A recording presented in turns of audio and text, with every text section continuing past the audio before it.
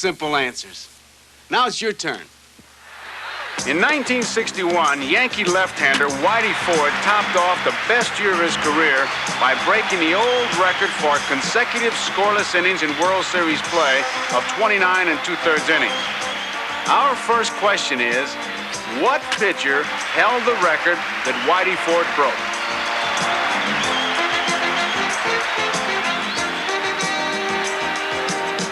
In 1968, Detroit's Denny McLain became the first Major League pitcher in 34 years to be a 30-game winner. His 31-6 year led the Tigers into the World Series.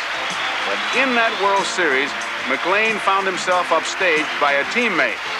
What was his name?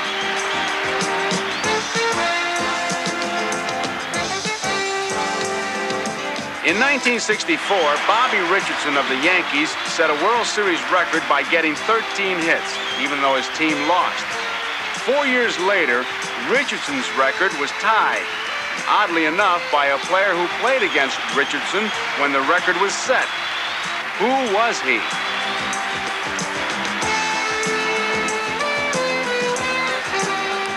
The first man ever to win 2 Most Valuable Player awards was the great Philadelphia A's slugger Jimmy Fox, who did it in 1932 and 1933.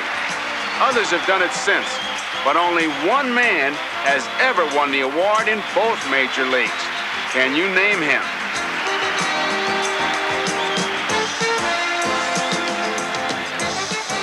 Because the 1954 Cleveland Indians won so many games, 111, and had 4 top pitchers in Bob Lemon, Early Wynn, Mike Garcia, and Bob Feller, some people think that the Indians' pitching staff that year had 4 20-game winners.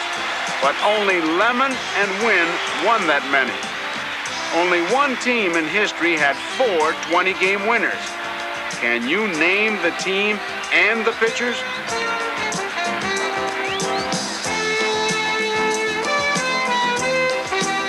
In 1955, 20-year-old Al Kaline became the youngest player ever to win a batting title.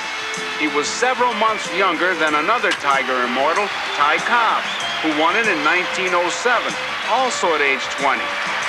Your question is, who was the oldest player ever to win a batting championship?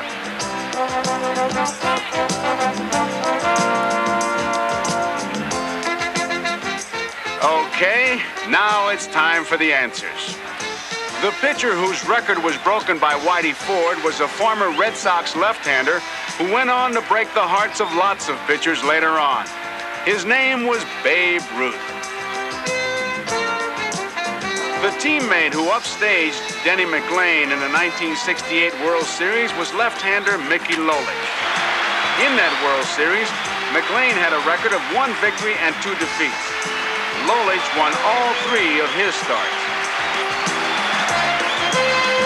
Lou Brock of the St. Louis Cardinals played against Bobby Richardson when Richardson set his record. And 4 years later, against Detroit, Brock tied that record. Like Richardson, though, he did it in a losing cause. The only club that had 4 20-game winners the same year was the 1971 Baltimore Orioles.